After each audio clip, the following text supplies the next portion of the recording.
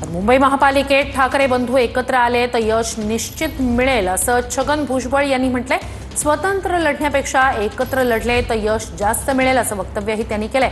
मात्र मुंबई महापालिका निवडणुकीत महायुतीच पुढे जाणार असंही भुजबळांनी म्हटलंय।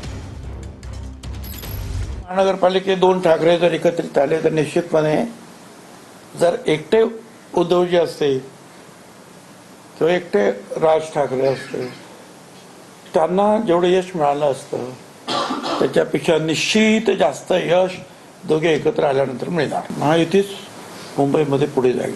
राज ठाकरेंना राज म्हणायचे आणि राज आणि ती सगळी मंडळी उद्धवजींना दादू म्हणायचे। आता राज आणि दादू जर एकत्र आले एवढ्या वर्षानंतर तर कोणाला वाईट वाटायचं काय कारण आहे?